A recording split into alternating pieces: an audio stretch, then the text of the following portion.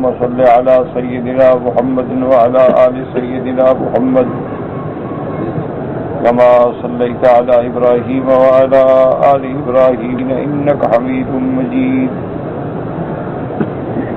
أعوذ بالله من الشيطان الرجيم. بسم الله الرحمن الرحيم. قال كم لبثتم في الأرض عدد سنين قالوا لبثنا يوما أو بعض يوم فاسأل العادين. قال إن لبثتم إلا قليلا لو أنكم كنتم تعلمون.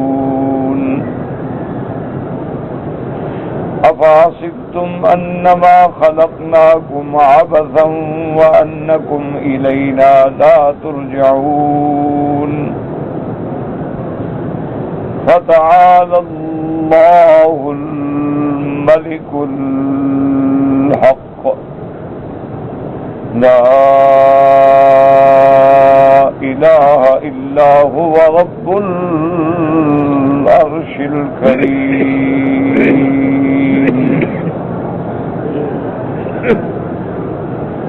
اللہ تبارک و تعالی نے کلام مقدس میں ان آیات میں ارشاد فرمایا ہے کہ قیامت میں کافروں سے یہ پوچھا جائے گا کہ کم لبثتم فی الارض، کہ تم نے دنیا میں کتنا عرصہ گزارا. سب سے پہلے تو اس بات کو اپنے دماغوں میں رکھ لیں کہ قیامت جو ہے وہ حق ہے. ان الساعۃ آتیۃ لا ریب فیہا، قیامت ہر حال میں آنے والی ہے جس میں کوئی شک نہیں. جب قیامت برحق ہے تو اس کے بعد کے جو حال احوال ہیں وہ بھی سب برحق ہیں. دنیا میں لوگ قیامت کے بھی منکر پیدا ہوئے. بعض لوگ قیامت کو تو مانتے ہیں لیکن جنت و جہنم کا انکار کرتے ہیں. وہ کہتے ہیں کہ جنت سے مراد اللہ کی رضا ہے، اللہ راضی ہے تو جنت ہے اور اللہ ناراض ہے تو جہنم ہے. ورنہ ذاتی طور پہ یعنی جنت یا جہنم کا کوئی وجود نہیں. اور بعض فرق جو ہیں وہ انکار تو نہیں کرتے، وہ کہتے ہیں جنت بھی حق ہے جہنم بھی حق ہے لیکن آئندہ اللہ پیدا فرمائے، ابھی پیدا نہیں ہو. اس لیے وہ کہتے ہیں کہ جنت میں اور جہنم میں لوگ قیامت کے بعد داخل کیے جائیں گے. تو جب بعد داخل کیے جائیں گے تو پیدا بھی بعد میں ہوگی. ابھی اس کے پیدا ہونے کا پھر مقصد کیا ہوا؟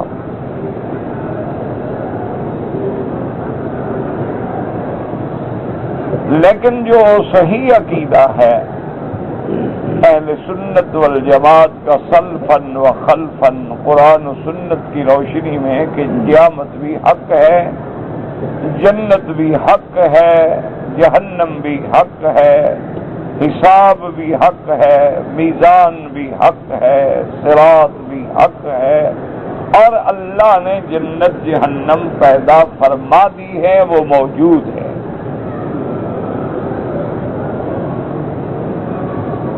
مومنوں کے لیے تو اتنی بات کافی ہے کہ جب اللہ نے قرآن میں فرما دیا ہے کہ وہ عدت للمتقین، جنت جو ہے وہ ڈرنے والوں کے لیے تیار ہے، اور جہنم جو ہے وہ کافروں کے لیے تیار ہے. جب اللہ نے قرآن میں فرما دیا، ایمان والے کے لیے اتنی بات ہی کافی. اور مزید یقین کے لیے یعنی علم الیقین کو اور بڑھانے کے لیے سب سے بڑی گواہی جو ہے وہ سیدنا محمد مصطفیٰ صلی اللہ علیہ وسلم کی ہے کہ حضور نے فرمایا کہ معراج کی رات مجھے جنت میں داخل کیا گیا، میں نے جنت کو آنکھوں سے دیکھا.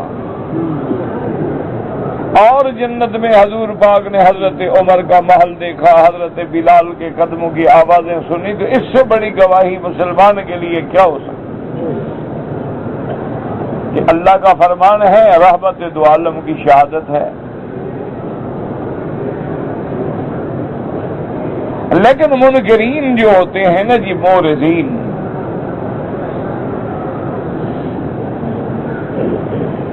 ان کے پاس کوئی دلیل نہیں ہوتی، یاد رکھیں. ان کے پاس تو محض شبہات ہوتے ہیں،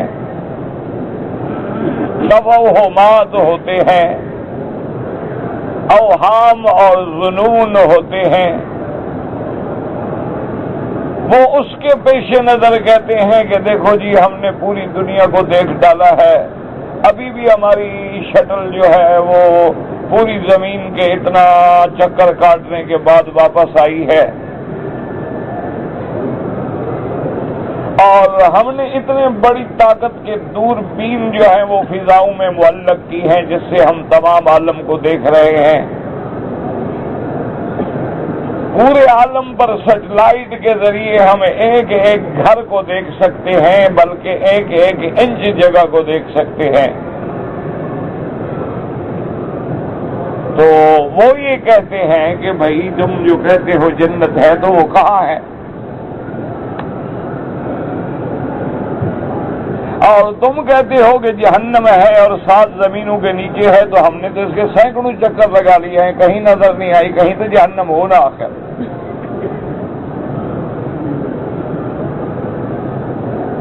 تو یہ ان کے دراصل ایک سطحی قسم کے شبہات ہیں. حالانکہ ابھی ایک مہینہ بھی نہیں گزرا ہے کہ انہوں نے کہا کہ ہم جو سمجھتے تھے کہ سورج کے مدار میں 9 ستارے ہیں، وہ 9 نہیں بلکہ 10 ہیں. اب ہم نے 10واں ابھی دیکھا ہے.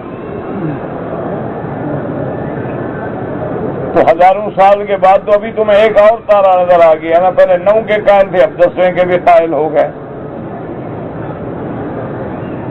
اور ان کی اپنی تحقیق یہ کہتی ہے کہ بعض اللہ نے ایسے کہ وہ سیارات بھی پیدا فرمائے ہیں کہ جن کی روشنی جو ہے وہ ابھی زمین تک نہیں پہنچی. حالانکہ یاد رکھو کہ سب سے زیادہ تیز رفتار، سب سے زیادہ سریع السیر اگر کوئی چیز ہے تو وہ روشنی. آپ نے شاید غور کیا ہوگا، جب بجلی چمکتی ہے نا، گرج چمک ہوتی ہے بادلوں میں، آپ کو بجلی بھی چمک نظر آتی ہے اور پھر گرج بھی آتی ہے. تو آپ نے کبھی غور کیا ہے یا ابھی کبھی دیکھ کے غور کر لیجئے گا کہ آپ جو آواز سنتے ہیں وہ بعد میں آتی ہے اور چمک جو ہے وہ پہلے نظر آتی ہے. جب بجلی چمکتی ہے تو آپ کو اس کی چمک جو ہے وہ تو فوراً نظر آئے گی، لیکن آواز اس کے بعد آئے گی. تو اس کی وجہ یہ ہے کہ آواز کی رفتار جو ہے وہ روشنی کی رفتار کا مقابلہ نہیں کر سکتی. روشنی کی رفتار زیادہ ہے اور آواز کی رفتار کم ہے. تو جو چیز رفتار میں تیز ہے وہ آپ کو جلدی نظر آ جاتی ہے، وہ جلدی سامنے آ جائے گی. جو اس سے بعد ہے وہ بعد میں نظر آئے گی. اور اسی لیے شاید اللہ کی حکمتیں تھیں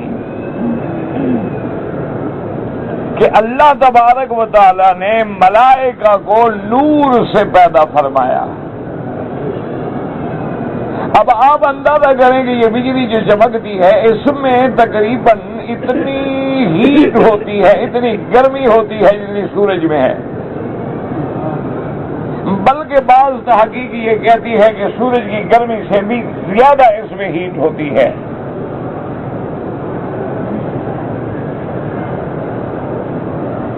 تو اگر اس نور میں اتنی حدت ہے، اتنی تیزی ہے، تو اللہ نے تو ملائکہ کو جن سے نور سے پیدا فرمایا ہے، پھر ان کی رفتار کا اندازہ کون کر سکتا ہے؟ اسی لیے روایات اسرائیلیہ میں آتا ہے کہ ایک پیغمبر نے، اللہ کے نبی نے، سیدنا موسیٰ علیہ السلام نے حضرت جبریل سے پوچھا کہ جبریل علیہ السلام تم کتنی دیر میں آسمانوں سے زمین پہ پہنچ جاتے ہو؟ تو جبریل علیہ السلام نے عرض کیا کہ کلیم اللہ،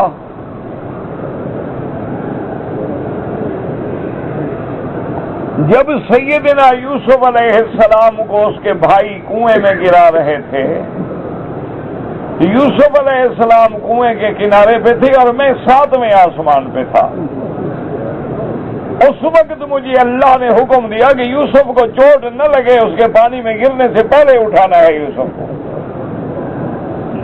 تو وہ کنارے سے پانی تک بعد میں پہنچا، میں 7ویں آسمانوں سے پہلے پہنچ گیا۔ تو اب میری رفتار کا اندازہ کر لو۔ اسی لیے حضور صلی اللہ علیہ وسلم فرماتے ہیں کہ کبھی کبھی تو جبریل کا یہ عالم ہوتا ہے کہ ایک قدم زمین پہ ہے تو اگلا قدم آسمان پہ ہے، اور درمیان کا فاصلہ جو ہے وہ 500 سال ہے۔ یعنی ہم جو فاصلہ 500 سال میں طے کرتے ہیں وہ جبریل ایک قدم میں طے کر لیتا ہے۔ یہی حکمت ہے نا، لوگ سوچتے ہیں نا کہ جی ہم حضور پہ فرشتے درود کیسے پہنچائیں گے اور کونے کونے سے اور عالم سے، تو ان کی رفتار کا خود اندازہ لگا لیں کہ ان کو پہنچانے میں کیا تکلیف ہے۔ کہ اللہ نے تو ان کو جن سے نور سے پیدا فرمایا ہے، پھر ہمارے اعمال کا لے جانا، ارواح کا لے جانا، مومنوں کی روح کو علیین میں پہنچانا، کافری کو روح کو سجین میں پہنچانا، اللہ کے آگے ملائکہ کے آگے کیا مشکل۔ باقی یہ کہنا کہ بھئی ہمیں نظر نہیں آئی، تمہیں تو ابھی دنیا کے اندر جو چیزیں ہیں وہ بھی معلوم نہیں ہوئی ہیں، تمہیں تو ابھی تک خواص اشیاء بھی معلوم نہیں ہوئی ہے کہ اس چیز کی کیا خاصیت ہے۔ آپ پڑھتے رہتے ہیں، تحقیق ہو رہی ہے جی ابھی جناب بصل کھانے کا یہ فائدہ ہے اور تھوم کھانے کا یہ فائدہ ہے، ادرک کھانے کا یہ فائدہ ہے، ابھی ریسرچ آ رہی ہے، ہزاروں سال گزر گئے اب ان کو معلوم ہو رہا ہے۔ حالانکہ اطباء یونان جو ہیں یہ تو ہزاروں سال پہلے یہ چیزیں استعمال کرتے تھے۔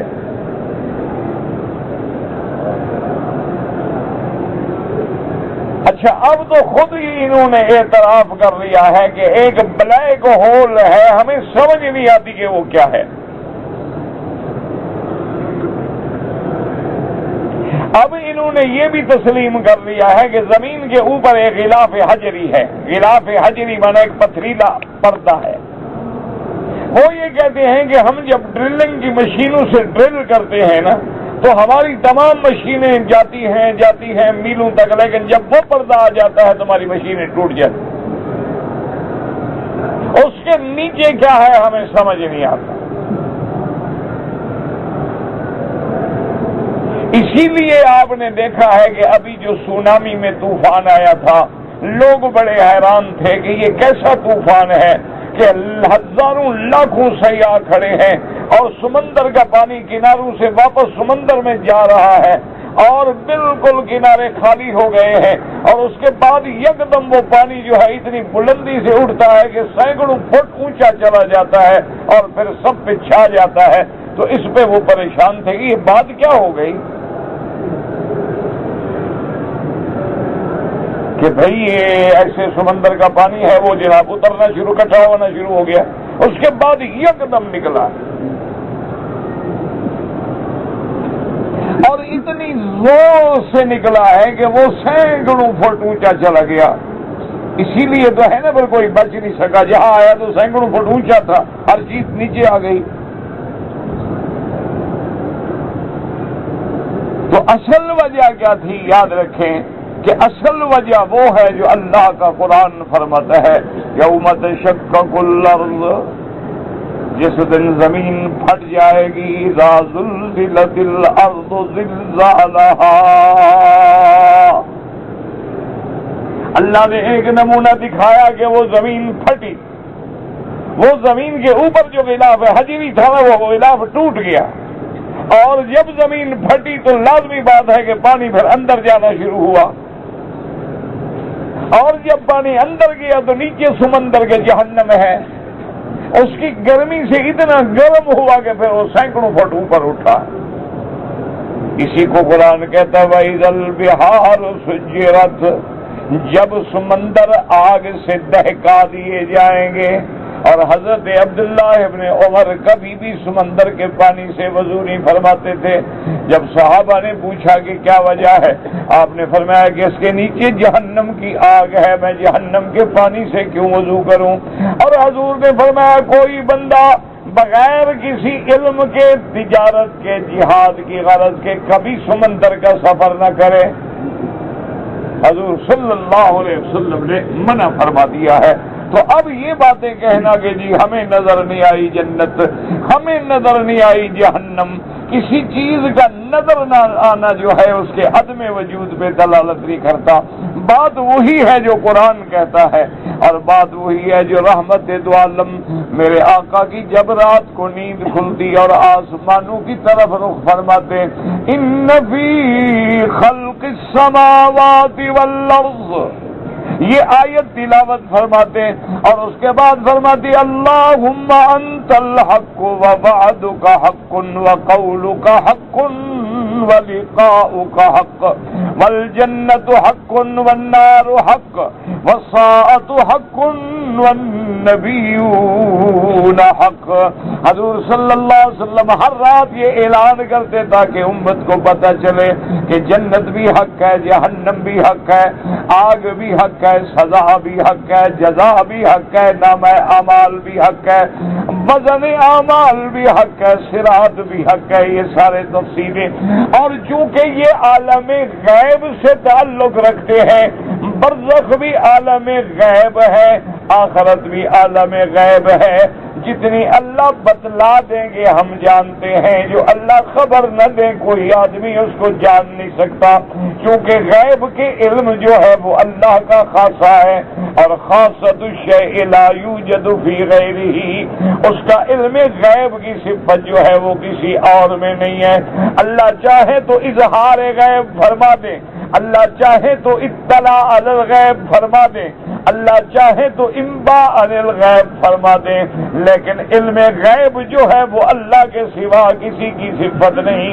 اگر کوئی بندہ اللہ کے سوا کسی نبی میں، ملک میں، ولی میں علم غیب کا قائل ہو، ذاتی کا قائل ہو یا عطائی کا قائل ہو، وہ کافر و مشرک ہو جاتا ہے کہ اس نے اللہ کی صفات میں شرک کیا ہے. للہ غیب السماوات والارض، حصر ہو گیا، یہ نہیں فرمایا غیب السماوات والارض للہ، بلکہ جار مجرور وہ مقدم کر دیا للہ غیب السماوات والارض. اور کہیں فرمایا قل لا یعلم من فی السماوات والارض الغیب الا اللہ. نفی اس بات میں بند کر کے حصر کر دیا کہ اللہ کے سوا کوئی علم غیب نہیں جانتا. اچھا کبھی ہوتا ہے کہ آدمی کے پاس پورا علم نہ ہو لیکن کسی ماتحت کے پاس بھی چابی ہوتی ہے، وہ دروازہ کھول کے کبھی نظر ڈال لیتا ہے. اللہ نے وہ بھی نفی کر دی وَعِندَهُ مَفَاتِحُ الْغَيْبِ لَا يَعْلَمُهَا إِلَّا هُوَ. اللہ نے فرمایا غیب کے خزانے کی تو چابیاں ہی اللہ کے پاس ہیں، وہ کسی کے پاس نہیں. اور یاد رکھو یہ نہیں فرمایا مفاتیح الغیب عندہ، بلکہ ظرف کو مقدم کر کے حصر کر دیا وعندہ مفاتیح الغیب لا یعلمها الا هو یعلم ما فی البر والبحر وما تسقط من ورقة إلا يعلمها ولا رطب ولا يابس في الأرض إلا في كتاب مبين. تو یاد رکھو جنت حق ہے اور موجود ہے، جہنم حق ہے اور موجود ہے. ہاں البتہ اس میں داخلے کا حکم عالم آخرت میں ہوگا، لیکن جو دنیا میں دکھاتے ہیں عذاب قبر ہے کہ جیسے فرعون کو اللہ نے عذاب دیا کہ اغرقوا فادخلوا نارا، تو یہ جہنم کے عذاب کا ایک حصہ ہوتا ہے، اصل جہنم نہیں ہوتی۔ یعنی جہنم کے کئی طبقات، کئی درکات ہیں، لیکن یہ اس نوع کے عذاب کا ایک حصہ ہے۔ جیسے یوں سمجھ لیں، اللہ معاف کرے، مجرم کو آدمی پکڑتے ہیں، پہلے تو تھانے والے سزا دیتے ہیں، اس کے بعد اس کو کچی میں ڈال دیتے ہیں، پھر مقدمے کے فیصلے کے بعد پکی جیل میں بھیجا جاتا ہے۔ حالانکہ سزا تو پہلے بھی بھگت رہا ہے، نہ تھانہ اس کے لیے رحمت ہے، نہ وہ کچا جیل اس کے لیے رحمت، تو سارا عذاب ہی عذاب ہے۔ لیکن اصل عذاب پھر شروع ہوگا جب سزا کا فیصلہ ہو جائے گا، تو اس لیے عذاب تو قبر سے شروع ہو جاتا ہے، لیکن یہ اس عذاب کا ایک نمونہ ہے۔ اصل عذاب جو ہے وہ قیامت میں ہوگا۔ النار يعرضون عليها غدوا وعشيا ويوم تقوم الساعة ادخلوا آل فرعون اشد العذاب۔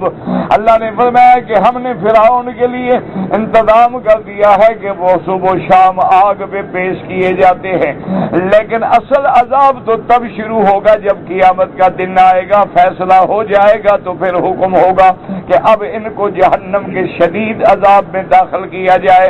لیکن یاد رکھیں کہ یہ ساری تمہید کا مقصد یہ تھا کہ قرآن میں آپ پڑھتے ہیں نا کہ جنتی جنت میں ہے، جہنمی جہنم میں ہے، اور ان سے پوچھا جا رہا ہے کہ جناب تم دنیا میں کتنا رہے، ابھی تو آخرت آئی نہیں، ابھی تو قیامت آئی ہی نہیں، ابھی تو جنت والے جنت میں گئے ہی نہیں، اور جہنم والے جہنم میں گئے نہیں، کس سے پوچھا جا رہا ہے؟ تو اس لیے ہمیشہ سمجھے کہ اسلوب قرآن یہ ہے، انداز قرآن یہ ہے کہ اللہ ایسے خبر دیتے ہیں کہ جیسے یہ واقعہ گزر چکا ہے، کیونکہ اللہ کے علم ہے کہ یہ ہوگا اور اس قسم کا ان سے سوال کیا جائے گا، لیکن چونکہ اللہ جانتے ہیں اور اللہ کا علم یقینی اور حقیقی ہے، اس میں کوئی شک نہیں، تو اس لیے انداز یہ ہوتا ہے کہ گویا اب وہ آ گئے ہیں اور ان سے پوچھا جا رہا ہے، ورنہ یہ تو قیامت میں پوچھا جائے گا، ابھی تھوڑا پوچھا جا رہا ہے۔ قال كم لبثتم في الأرض عدد سنين قالوا لبثنا يوما أو بعض يوم فاسأل العادين۔ اللہ تبارک و تعالیٰ فرماتے ہیں ہم پوچھیں گے ان سے کہ کتنے دن رہے دنیا میں، کتنے سال گزارے، کہ اللہ میاں ایک دن، یا وجہ کیا تھی میں نے بتایا تھا کل آپ کو کہ کبھی آدمی شدت ہول میں بھول جاتا ہے کہ کیا گزری، اور کبھی آدمی کثرت خوشی میں بھول جاتا ہے کہ کتنا وقت گزر گیا، پتہ ہی نہیں چلتا، اس لیے وہ کہیں گے جی ایک دن یاد دن۔ اور بعض علماء نے فرمایا کہ جب قیامت کا منظر سامنے آئے گا، اور قیامت کے دن کیسے ہوں گے، 50,000 سنہ، 50,000 سال کا ایک دن، اور اسی طرح 1000 سال کا ایک دن کا 1000 سنۃ مما تعدون، تو کہیں گے جب 50,000 سال کا ایک دن ہے تو پوری دنیا کی عمر 7-8 ہزار سال ہے، تو پھر وہ تو دن بھی نہیں بنتا نا، آدھا دن بھی نہیں بنتا، اس لیے کہیں گے کہ ایک دن یا آدھا دن۔ پھر کہیں گے اللہ میں اصل بات ہمیں تو پتہ نہیں ہے، آپ فرشتوں سے پوچھ سکتے ہیں جن کو حساب کا پتہ ہے، ہمیں بس پتہ ہی نہیں۔ اللہ فرمائے کہ یہ تو ٹھیک ہے کہ تم بہت تھوڑا رہے ہو، لیکن اس تھوڑے میں بھی تو تم نے اطاعت و فرما برداری سے کام نہیں لیا۔ اب فرماتے افحسبتم انما خلقناکم افحسبتم انما خلقناکم عبثا وانکم الینا لا ترجعون فتعالى اللہ الملک الحق لا الہ الا هو رب العرش الکریم۔ اللہ فرمائے کہ اچھا تم یہ خیال کرتے تھے ہم نے تمہیں ایسے پیدا کیا ہے، خلق تم واپس، اللہ اکبر۔ بھئی آج جو تم سے حساب ہے تو کیا تم نے دنیا میں یہی سمجھ لیا تھا کہ ہم نے تمہیں بس ایسے پیدا کر دیا ہے کہ کھاؤ پیو مر جاؤ؟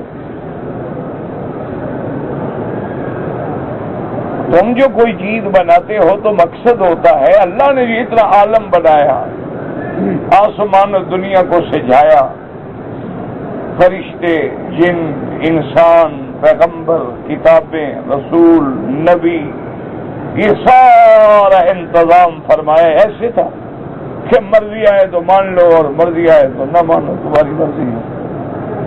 یہ تمہارا پرسنل معاملہ ہے اللہ کے ساتھ۔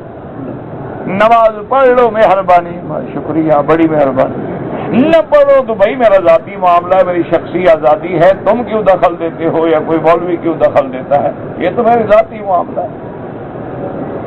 بے عین ہی یہی پھر قیامت میں ان کو کہا جائے گا کہ ظالمو، کیا تم نے یہی سمجھ رکھا تھا کہ ہم نے تم کو ایسے پیدا کیا ہے جانور ہو، چر کے چرتے چرتے مر جاؤ گے، کھاک پی کے مر جاؤ گے، بس کوئی مقصد نہیں تھا؟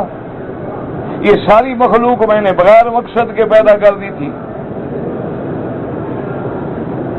اور اگر تمہیں پتا ہوتا کہ مقصد ہے، اور وہ مقصد کیا تھا؟ اللہ کی فرما برداری، اللہ کی اطاعت، اللہ کی بندگی، تو جنہوں نے بندگی کی وہ کامیاب ہو گئے اور جنہوں نے نہ کی وہ ذلیل ہو گئے۔ تم تو اپنے عمل پہ پکڑے ہوئے، اللہ تو تمہیں کوئی سزا نہیں دے رہے ہیں۔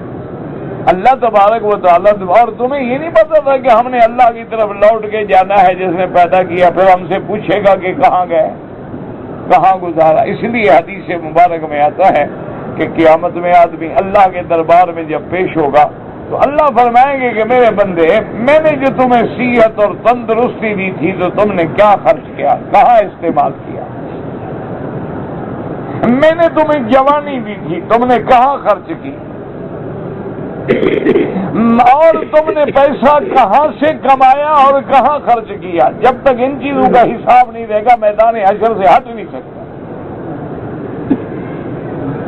ایک ایک نعمت کا سوال ہوگا۔ اسی لیے ایک حدیث مبارک میں آتا ہے کہ میرے آقا رحمت دو عالم سیدنا محمد رسول اللہ صلی اللہ علیہ وسلم، آپ ایک دن اپنے گھر مبارک سے نکلے،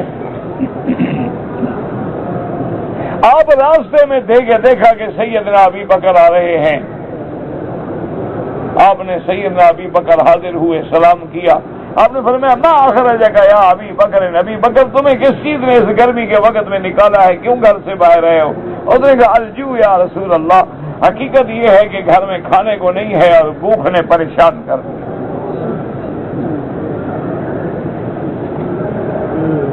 ہمارے پاس تو ہر نعمت ہے لیکن پھر بھی شکر نہیں۔ یہ سیدنا ابو بکر کا حال ہے۔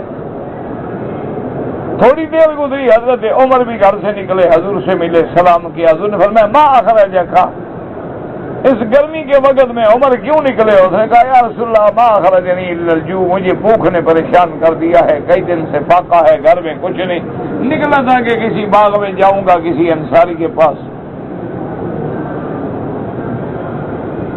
تو حضور پاک نے فرمایا والذی نفسی بیدہ، مجھے قسم ہے اس ذات پاک کی جس نے مجھے پیدا کیا ہے، مجھے بھی بھوک نے باہر نکالا ہے۔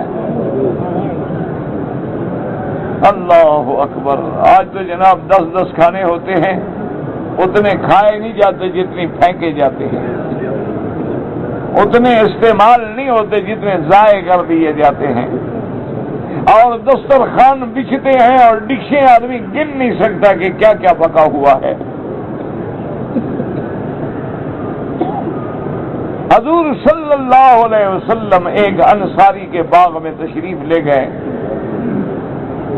اللہ کی شان ہے کہ وہ انصاری بھی اس وقت موجود نہیں تھے، ان کی بیوی تھی۔ اس نے جب دیکھا تو نے کہا اہلاً و مرحباً، اس نے کہا حضور تشریف لائیں۔ حضور نے فرمایا این فلان، تیرا خاوند کدھر ہے؟ اس نے کہا حضور یستعذب لنا ماء، وہ پانی لینے کے لیے گئے ہیں۔ لیکن آپ تشریف رکھیں، ابھی آتے ہیں۔ ابھی باتیں ہو رہی تھی کہ صحابی بھی آ گئے، اور اس نے جب دیکھا تو کہا واللہ ما اکرم احد اضیافا منی، کہنے لگا خدا کی قسم آج جو میرے مہمان ہیں نا کائنات میں کسی کے ایسے مہمان نہیں ہوں گے کہ اللہ کا نبی میرا مہمان ہے، ابو بکر و عمر میرے مہمان ہیں۔ اس نے حضور صلی اللہ علیہ وسلم کو بٹھایا، فجاء بعزق، حدیث میں آتا ہے کہ ایک گوشہ کھجور کا کاٹ کے لایا. حضور نے بولا اللہ کے بندے اتنا بڑا گوشہ کاٹ کے کیوں لایا؟ انہوں نے کہا حضور دیکھیں نا گوشے میں ہر قسم کی کھجور ہے، کوئی مسر کھانا چاہے، کوئی رطب کھانا چاہے، کوئی آدھی پکی آدھی کچی کھانا چاہے، کوئی پوری پکی کھانا چاہے، اپنے منشے سے توڑ لے کھاتے رہے. اور ٹھنڈا پانی بھی حضور صلی اللہ علیہ وسلم کے لیے لے آیا اور بیوی سے کہا کہ جلدی کرو چھری لاؤ. چھری جب پکڑی تو حضور نے فرمایا ایاک والحلوب، آپ نے فرمایا خبردار کوئی دودھ والی بکری ذبح نہ کرنا. اس نے جا کے بکری ذبح کی، گوشت بنایا، حضور کے سامنے رکھا. رحمت دو جہاں سیدنا ابو بکر و عمر نے گوشت تناول فرمایا، ٹھنڈا پانی پیا، کھجوریں استعمال فرمائیں. جب کھا کے بیٹھے تو حضور نے فرمایا ابو بکر و عمر کی آمد میں سوال ہوگا. ذل بارد و ماء بارد و رطب طیب، کہ ٹھنڈی ٹھنڈی باغ کی چھاؤں ہے، ٹھنڈا پانی ہے، تر و تازہ کھجوریں ہیں، اللہ کی نعمتیں ہیں. لَتُسْأَلُنَّ يَوْمَئِذٍ عَنِ النَّعِيمِ، قیامت والے دن سوال. ایک دن ایک صحابی کھڑے ہو گئے، اس نے کہا یا رسول اللہ صلی اللہ علیہ وسلم کہ ہمارا کہ 2 کھجور کے 4 کھجور کے دانے ملتے ہیں سیاہ کھجور کے. وَعَدُوُّنَا حَاضِرٌ، دشمن ہر وقت ہمارے سامنے موجود ہیں. وَسُيُوفُنَا عَلَىٰ عَوَاتِقُنَا وَجِلْفَ خُبْزٍ، روٹی بغیر سالن کے ملتی ہے، پھر بھی سوال ہوگا. فرمایا ہاں سوال تو.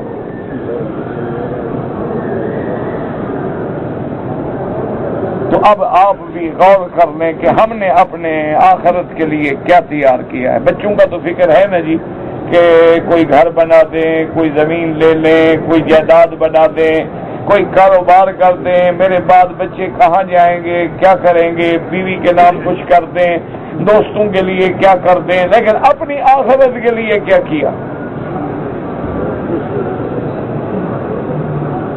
اسی لیے قرآن کہتا ہے کہ قیامت میں جب نامہ اعمال تقسیم ہوں گے تو مومن کو نامہ اعمال داہنے ہاتھ میں ملے گا. دعا کر رہے اللہم اجعلنا من اصحاب الیمین، اللہ ہمیں بھی داہنے والوں میں بنانا. اللہ اکبر. جب اس کو نامہ عمل ملے گا نا جی داہنے ہاتھ میں اور پڑھے گا کامیاب ہو گیا، معافی مل گئی، جنت کے فیصلے ہو گئے، تو اب جناب لوگوں کو پکارے گا فَأَمَّا مَنْ أُوتِيَ كِتَابَهُ بِيَمِينِهِ فَيَقُولُ هَاؤُمُ اقْرَءُوا كِتَابِيَهْ. میں کہتا ہوں بھائی اور دیکھو یار میرا نامہ عمل تو پڑھو نا. دیکھو کیوں انی ظننت انی ملاق حسابیہ، مجھے یقین تھا کہ میں نے اللہ کی دربار میں جانا ہے اور وہاں حساب ہونا ہے، اس لیے میں تیار ہو کے آیا تھا. دیکھو آج کامیاب ہو گیا. جو امتحان میں تیاری نہیں کرے گا فیل ہوگا. آپ جناب بہترین کمرہ سجا کے ایک سے ایک اعلیٰ کتاب لے کے اپنے سرانے رکھ لیں، لیکن پڑھیں نہ تو امتحان میں آپ کامیاب ہو جائیں.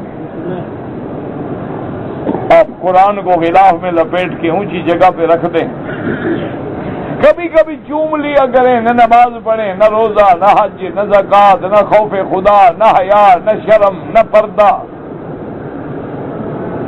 اور کیا جی مسلمان ہیں، کیا کس بات کے مسلمان ہیں؟ نام رکھنے کے مسلمان ہیں. اچھا کسی کا نام رام چندر رکھ لو تو ہندو ہو جائے گا. نام رکھنے سے کیا ہو جاتا؟ اصل تو کام ہے، اصل تو نام نہیں ہے. اچھا اب جناب جب دوسرے کافروں کو ملے گا بائیں ہاتھ میں اما من اوتی کتابہ بشمالہ فیقول یا لیتنی لم اوت کتابیہ، کہے گا ہائے مجھے نہ ملتا تو بہتر. اللہ حکم دیں گے کہ ظالم پڑھو، ہم نے کوئی زیادتی تو نہیں کی نا، ہمارے فرشتوں نے کوئی چیز ناجائز تو نہیں رہی، اقرا کتابک. اور جب کافر پڑھیں گے تو چیخ اٹھیں گے کہ مال حاضل کتاب لا یغادر صغیرۃ ولا کبیرۃ الا احصاها ووجدوا ما عملوا حاضرا ولا یظلم ربک احدا۔ اللہ فرماتے ہیں جب کافر پڑھیں گے تو چیخیں گے کہ ہائے کیسی کتاب ہے جس نے کچھ بھی نہیں چھوڑا، ہر بڑی چھوٹی چیز لکھ دی ہے، اور جو جو ہم نے کیا سب سامنے ہے۔ اللہ فرمائیں گے میرے بندے میں کسی پہ ظلم نہیں کرتا، تو نے اپنی جانوں پہ خود ظلم کیا ہے۔ وما ظلمناہم ولکن کانوا انفسہم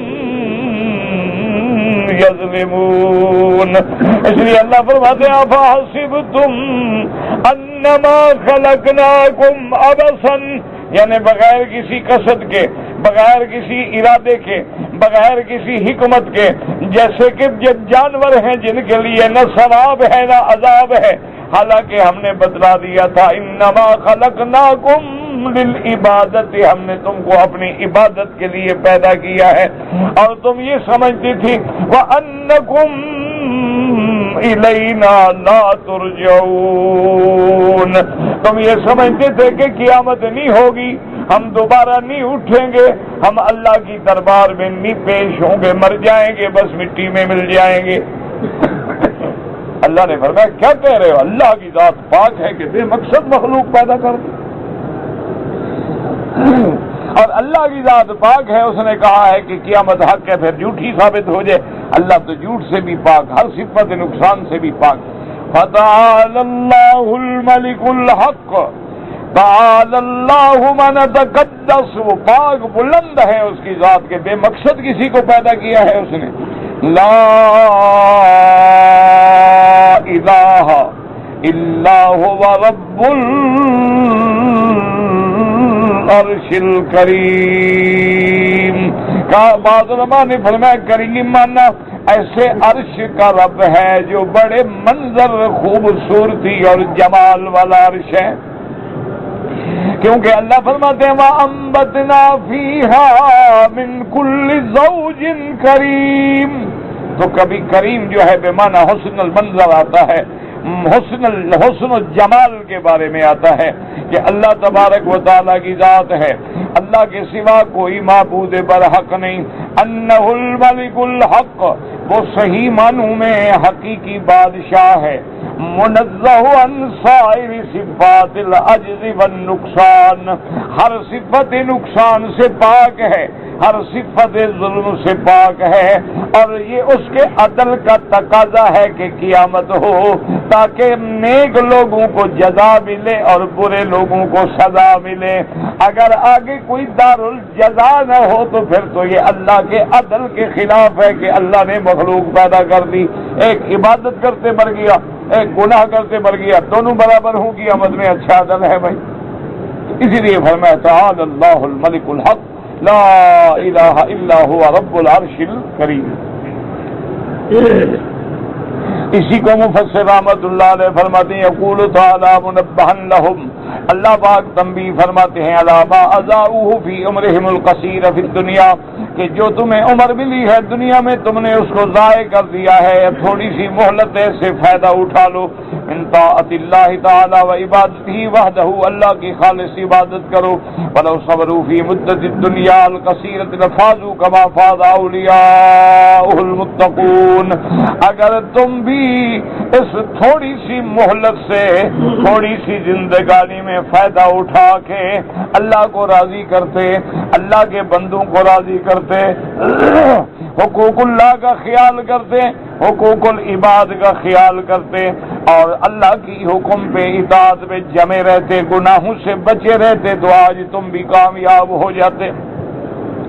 جیسے اس سے پہلے آپ نے پڑھا انی جزیتہم اليوم بما صبروا انہم ہم الفائزون، اللہ فرمائیں گے اے ظالمو دیکھو میں نے آج اپنے بندوں کو جو تم مذاق کرتے تھے، یہ صبر کرتے تھے، اس صبر کا ان کو بدلہ دیا ہے، آج وہ کامیاب ہیں۔ اس لیے اللہ فرماتے قال کم لبثتم فی الارض عدد سنین، اے کم کانت اقامتکم فی الدنیا، تم نے دنیا میں کتنا وقت گزارا؟ قالوا لبثنا یوما او بعض یوم فسال العادین، عادین مانا حاسبین، حساب کرنے والے، گنتی کرنے والے، عد شمار کرنے والے۔ قال ان لبثتم الا قلیلا، اللہ فرمائیں گے یہ تو حقیقت ہے کہ تم مدت یسیرۃ علی کل تکبیر، ہر حال میں تم نے دنیا میں واقعی تھوڑا وقت گزارا ہے، کیونکہ دنیا فانی ہے اور آخرت باقی ہے۔ لو انکم کنتم تعلمون لما آثرتم الفانی علی الباقی، اگر تم جانتے، تمہیں علم ہوتا تو تم دنیا کو ترجیح نہ دیتے آخرت پر، دنیا کے لیے اپنی آخرت کو برباد نہ کرتے۔ ولا تصرفتم لانفسکم هذا التصرف السیئ، اور تم ایسے برے کام نہ کرتے۔ ولا استحققتم من اللہ سخطہ فی تلک المدۃ الیسیرۃ، اللہ نے جو ہمیں زندگی دی ہے 50 سال، 60 سال، 100 سال، آدھی تو نیند میں گزر گئی اور کچھ حصہ بچپن میں گزر گیا، باقی بچی کتنی؟ دیکھو نا، آدمی 10-15 سال تو بالغ ہی نہیں ہوتا، اچھا بالغ ہونے کے بعد پھر بڑھاپا آ گیا، درمیان میں آدمی کے پاس کتنی عمر ہے؟ چلو 100 سال ہو تو یوں سمجھو کہ 40 کٹ گئی، 60 بچا، 60 میں آدھی نیند میں گزر گئی، باقی 30 بچے، تو اس میں ہم نے کیا کیا ہے اپنے اللہ کو راضی کرنے کے لیے؟ اسی لیے اللہ تبارک و تعالیٰ فرماتے ہیں کہ اگر تم اللہ کے عذاب سے ڈر جاتے، فلو انکم صبرتم علی طاعت اللہ و عبادتہ، اللہ کی اطاعت پہ، اللہ کی عبادت پہ جم جاتے، کما فعل المؤمنون فزتم کما فازوا، جیسے کہ ایمان والے اللہ کی اطاعت پہ جمے گئے، آج وہ کامیاب ہو گئے تو تم بھی کامیاب ہوتے۔ اللہم اجعلنا من الفائزین، اللہم اجعلنا من عبادک الصالحین ناجحین راشدین فائزین واحفظنا فإنک خیر الحافظین۔ کہتے جی کہ حالت طواف میں اگر کوئی بندہ قرآن پاک کی تلاوت کرے بالکل جائز ہے، کوئی منع نہیں، آپ کو قرآن پاک یاد ہے پڑھ سکتے ہیں، دیکھ کے بھی پڑھ سکتے ہیں، لیکن علماء نے یہ لکھا ہے کہ طواف میں افضل ذکر ہے، قرآن سے بھی افضل ہے، کیونکہ اگر قرآن پڑھنا افضل اور ضروری ہوتا تو حضور قرآن پڑھتے،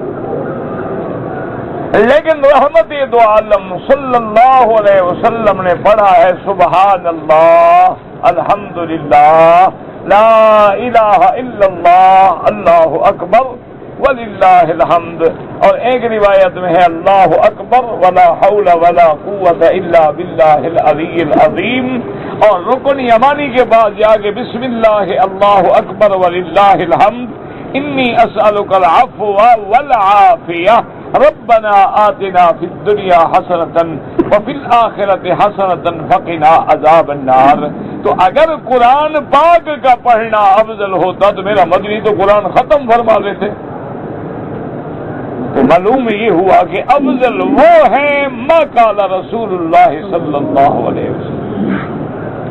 اور ایک دوسری بات بھی یاد رکھیں کہ جو بھی ذکر تمہیں یاد ہے، مثلا درود شریف تمہیں یاد ہے، سارے طواف میں درود پڑھو، تمہیں کلمہ طیبہ یاد ہے لا الہ الا اللہ محمد الرسول اللہ، وہ پڑھو، جو چیز تمہیں یاد ہے اور جس میں آدمی کا دل لگے، یہ نہیں کہ وہ عربی کی دعائیں پڑھ رہا ہے، پڑھنا بھی نہیں جانتا، غلط پڑھ رہا ہے، ترجمے بھی غلط کر رہا ہے لیکن لگا ہوا ہے، یہ تو کوئی بات نہیں۔ یہ تو بلکہ علماء نے لکھا ہے کہ یہ جو کتابیں چھپی ہوئی ہیں کہ پہلا چکر، دوسرا چکر، تیسرا چکر، انہوں نے کہا یہ تو بدعت ہے، نہ حضور کے زمانے میں ہے نہ صحابہ نے کبھی یہ دعائیں پڑھی ہیں، یہ تو بہت بعد میں علماء نے اس لیے لکھی تھی کہ ہمارے لوگ ٹیلی فونوں پہ بات کرتے رہیں گے، بات کس سے کہانیاں کرتے رہیں گے، چلو ان کو چکروں کی دعائیں لکھ دو، کچھ تو پڑھتے رہے غریب، ورنہ یہ دعائیں نہ سرکار دو عالم نے طواف میں پڑھی ہیں کہ پہلے چکر کی یہ دعائیں ہیں اور دوسرے کی یہ ہیں اور تیسرے کی یہ ہے اور چوتھے کی یہ ہے، مقام ابراہیم پہ یہ ہے اور ملتزم پہ یہ ہے اور صفا مروہ پہ یہ ہے، نہیں، بالکل نہیں، یہ دعائیں بعض حدیث میں موجود ہیں لیکن اس انداز میں میرے محبوب نے نہیں پڑھی ہیں۔ تو اس لیے ہمیشہ یاد رکھیں کہ طواف کا معنی جو ہے طواف نماز کے حکم میں ہے، اس لیے طواف جو ہے تحیت المسجد کے قائم مقام ہے، اور طواف میں نظر نیچے ہو، نظر قدم پر ہو، اور دل میں اللہ کا جلال اور جمال اور خشیت ہو، اور زبان پہ جو چیز تمہیں یاد ہے اور صحیح پڑھ سکتے ہو وہی پڑھو تاکہ تمہارا دل لگے۔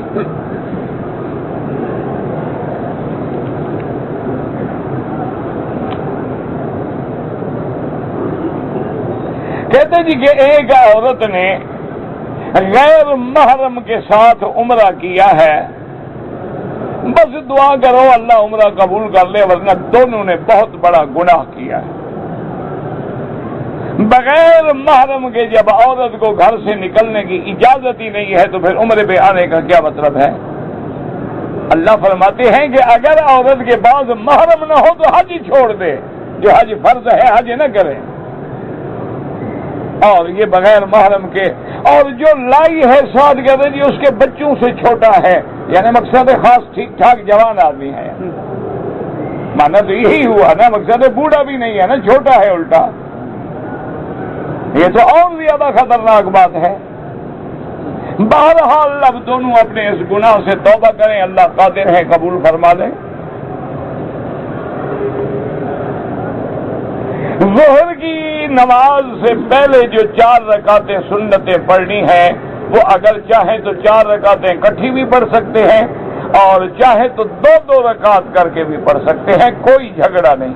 بعض ائمہ کے نزدیک دن میں 2 رکعت پڑھو تو افضل ہے، اور رات میں 4 رکعت پڑھو تو افضل ہے۔ اگر تم نے 4 ملا لی الحمدللہ، 2 کر کے پڑھنی الحمدللہ، کوئی فرق نہیں پڑتا ہے۔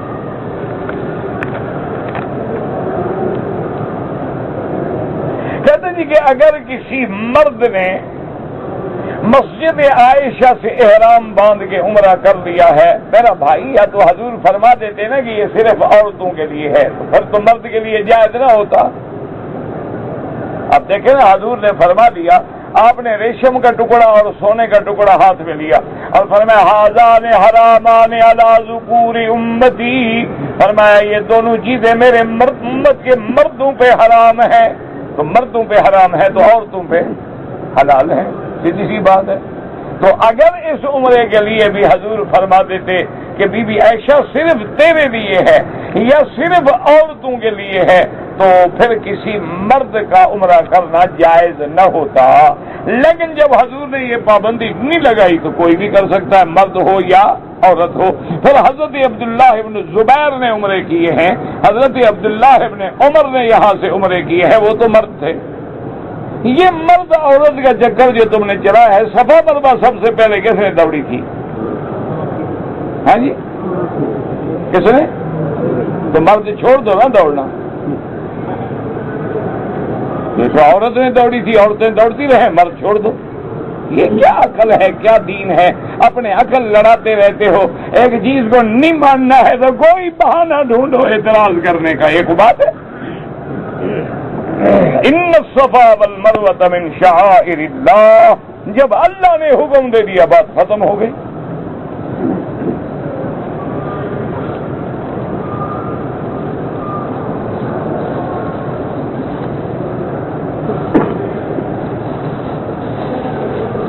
بہرحال کہتے ہیں جی کہ 2 سال پہلے میں عمرے کا احرام باندھ کے آیا تھا عمرہ کرنے کے لیے، لیکن میرا ویزا ایجنٹوں نے غلط لگایا تھا، مجھے واپس کر دیا گیا جدے سے۔ اب میں عمرے پہ آیا ہوں تو اچھا کیا تم نے، عمرہ تو قضا ہو گیا، لیکن اس کی ایک بکری دم تمہیں دینی پڑے گی کہ اگر عمرے سے یا حج سے روک دیا جائے تو اس کو قرآن کہتا ہے دم احسار، فإن احصرتم، اگر تم روک دیے جاؤ تو ایک بکری دم ادا کرو۔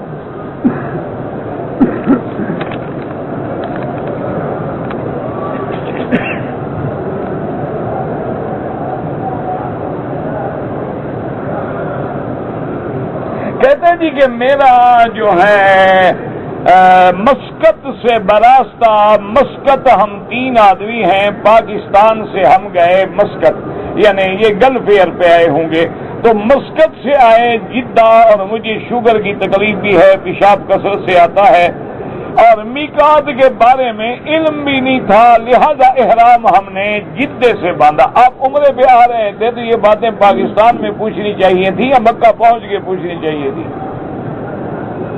جہاز تو تم نے ڈھونڈ لیا، ایئرپورٹ بھی ڈھونڈ لیا ماشاءاللہ، مسقط سے جدہ بھی ڈھونڈ لیا، کسی اور ملک میں نہیں چلے گئے۔ صرف احرام کا اور میقات کا تمہیں پتہ نہیں تھا، یہ عذر ہے 1400 سال گزر گئے ابھی تمہیں پتہ نہیں تھا۔ ابھی جو تم پوچھ رہے ہو، اگر یہ کسی کراچی میں کسی عالم سے پوچھ لیتے بات، تمہارا ذمہ داری تھی کہ احرام کراچی سے باندھو ورنہ مسقط سے باندھو، تم نے دونوں چھوڑ دیے، جہاز میں بھی پھر نہیں باندھا۔ مانا یہ ہے کہ میقات سے بغیر احرام کے گزر گئے اور بھی تم عمرے کی نیت سے رہے، لہذا کسی امام کے نزدیک بھی گنجائش نہیں۔ ایک تو تم نے اپنے میقات کے عمرے کو ضائع کیا اور ثواب سے محروم ہوئے، اور اب ایک ایک بکری بطور دم بھی دینی ہوگی۔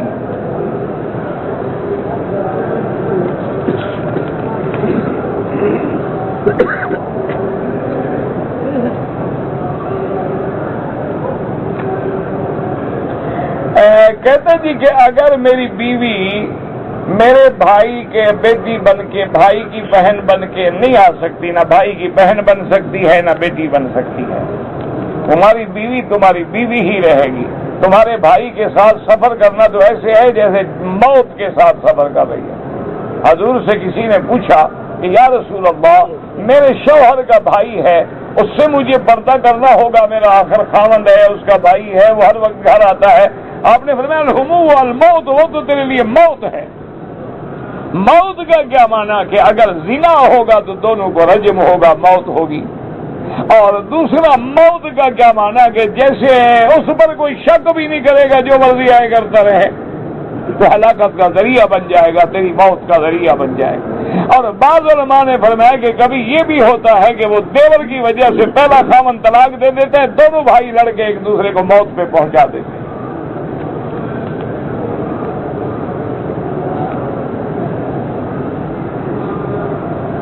کہتے جی کہ ہماری فلائٹ جو ہے رات کو 1 بجے جدے سے کراچی کے لیے روانہ ہوگی، ہم فجر کی نماز کیسے پڑھیں گے؟ آپ جہاز میں پڑھ لیں، کوئی مسئلہ نہیں، کیا مشکل ہے؟ یہ کوئی ایسا مسئلہ ہے جو حل نہیں ہو سکتا کہ کیا ہوگا؟ ہم ساری زندگی الحمدللہ صبر کرتے ہیں، جہازوں میں نمازیں پڑھتے ہیں، کوئی مسئلہ نہیں، بلکہ اللہ کے شکر سے، اللہ کی رحمت سے جماعت کے ساتھ ہوائی جہاز میں نماز پڑھتے ہیں۔ سعودی ایئر لائن نے تو اللہ کا شکر ہے باقاعدہ مسجد بھی بنا دی ہے، لیکن باقی بھی اللہ کا شکر ہے، مسلمان ہوتے، مسلمان نہ بھی ہوں تو ان کو بھی شرم آتی ہے۔ ان کو کہو کہ ہم نے نماز پڑھ لی ہے تو وہ جہاں کھانا پکاتے ہیں وہاں راستہ بنا کے باقاعدہ بیچارے کمبل لے کے جگہ بنا کے بچھا کے دے دیتے ہیں جی پڑھ لیں۔ تو آپ وضو کر کے تیار ہے یا جہاز میں وضو کر لیں، جہاز میں پڑھ لیں، اور خدا نہ خواستہ نہ پڑھ سکیں تو اترتے ہوئے قضا پڑھیں۔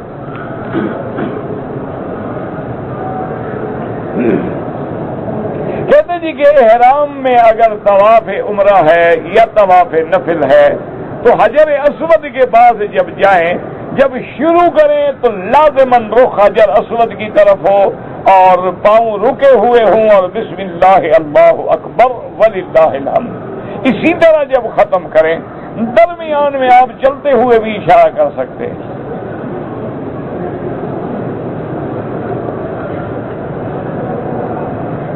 کہتے ہیں جی کہ قبروں پر جا کر جو لوگ قرآن پڑھتے ہیں، بالکل بنا ہے، آپ ویسے پڑھیں، ان کے لیے دعا کریں۔ یہ جو رواج بن گیا ہے کہ بڑا آدمی مر جائے تو 2-4 حافظ کرائے پر بٹھا دیتے ہیں کہ قبر پہ قرآن پڑھیں، یہ تو بدعت ہے۔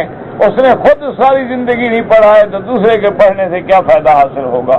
تو ایک یہ ہے کہ ہم ویسے قبرستان سے گزر رہے تھے، السلام علیکم یا دار قوم مؤمنین انا انشاءاللہ بکم لاحقون انتم السابقون ونحن الاثر۔ اس کے بعد ہم نے کچھ پڑھا اور دعا کر لی، اللہ ثواب عطا فرما، تو اللہ عطا فرماتے ہیں۔ باقی کہتے ہیں جی کہ ہمارے بزرگوں کی روحیں جو ہیں وہ ہمارے گھر میں آتی ہیں، مجھے تو کبھی ملے نہیں، تمہیں ملے تو میری بات سلام پہنچا دینا۔ تمہیں ملے تھے؟ یعنی پتہ نہیں، ایک جھوٹ بول جاتا ہے، جھوٹ کے کوئی پاؤں تو ہوں نا۔ ایسا جھوٹ جس کے پاؤں بھی نہ ہوں. دیکھو قرآن کہتا ہے کہ روح کے بارے میں اللہ کے سوا کوئی جانتا ہی نہیں کہ روح کیا ہے.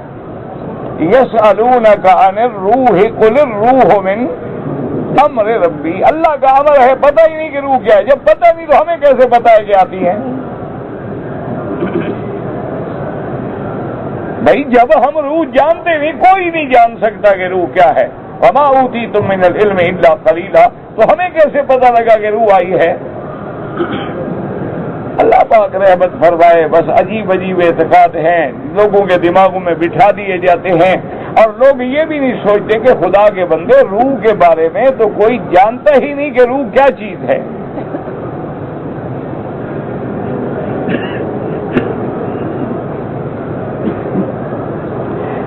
کچھ عورتیں اپنے محرم کے ساتھ آئی ہیں، لیکن ایک عورت ان میں ایسی بھی تھی جو جن کا محرم نہیں تھا، وہ بھی مل گئی.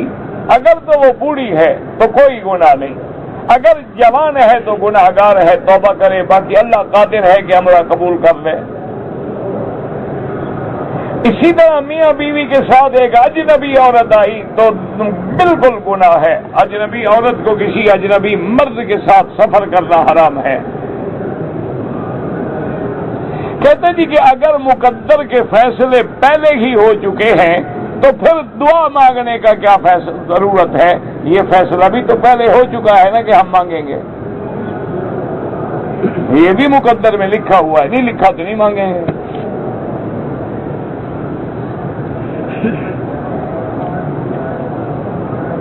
ہم دعاؤں پر کتنا بھروسہ کر سکتے ہیں؟ جتنا ایمان پر بھروسہ ہو، یقین ہو. تو جب اللہ کا حکم ہے کہ مانگو، ادعونی استجب لکم. حضور نے فرمایا دعا سلاح المومن ہے. دعا کے ساتھ اللہ تبارک و تعالی ہمارے دکھوں کو ڈال دیتے ہیں. تو جتنا یقین ہوگا تمہارا. کہتے جی کہ تصویر اگر حرام ہے تو ٹیلی ویژن پر نماز یا ایسی تصویریں وہ بھی ناجائز ہیں. وہ تو ایک دنیا کو اسلام پہنچانے کے لیے ذریعہ کوئی نہیں، مجبوری ہے، ورنہ جائز تو کوئی بھی نہیں کہتا. کہتے جی کہ جب ہم صفا مروہ دوڑیں تو ہاتھ اٹھانے، بالکل ہاتھ اٹھانے کی کوئی ضرورت نہیں.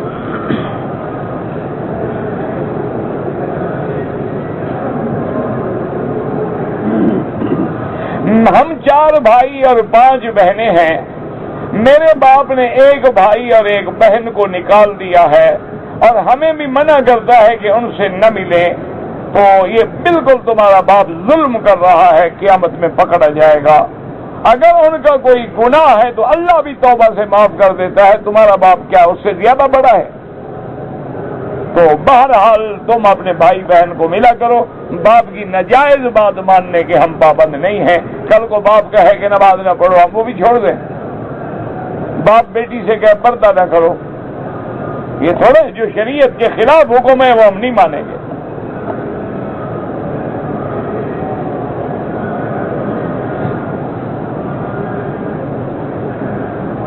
میرے بیٹے کا نام رحیم محمود، پتہ نہیں کیا لکھا ہے. بیٹی کا تحریم، سب ٹھیک ہے جی، سب نام ٹھیک ہے. آج کل تو ایسا کوئی ماڈرن دور آ گیا ہے کہ لوگ میرے خیال میں یہ نام ہی ڈھونڈتے رہتے ہیں کہ نام نیا نام.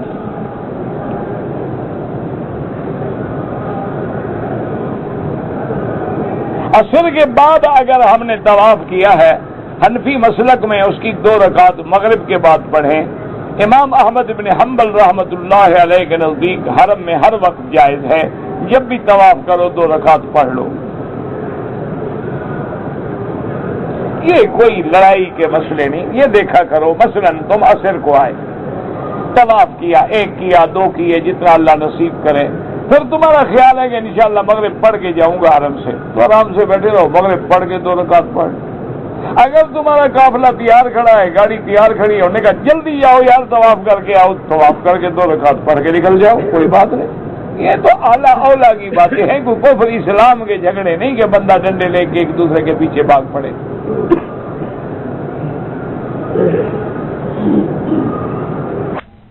میں نے احرام کے ساتھ طواف کیا، لیکن 2 راتیں پھر میں احرام باندھے رہا اور اسی میں سوتا رہا. تو کوئی بات نہیں، چاہے ساری زندگی، جب تک سر نہیں منڈاؤ گے احرام نہیں کھلے گا۔ نماز میں رفع یدین جو کرتے ہیں انشاءاللہ ان کی بھی نماز قبول ہے، اور جو نہیں کرتے ہیں الحمدللہ ان کی بھی نماز قبول ہے۔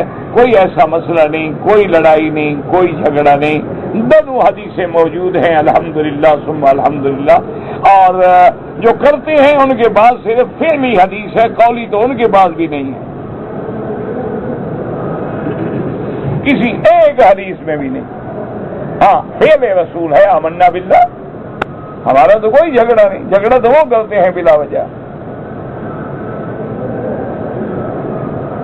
کوئی کسی عورت کے ساتھ بھائی بہن کا رشتہ بنا دے، رشتے ایسے نہیں بنتے، اسی سے تو گناہ جنم لیتے ہیں نا، پہلے تو سب بہن کہتے ہیں۔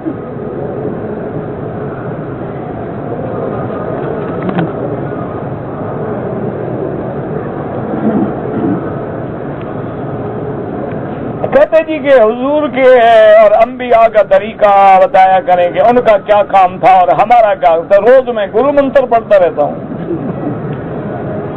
ہاں گرمکھی پڑھ رہا ہوں، رامائن پڑھتا ہوں، مہا بھارت پڑھتا ہوں۔ یار اعتراض کرتے ہوئے تمہارا ضمیر بھی تمہیں لعنت نہیں کرتا؟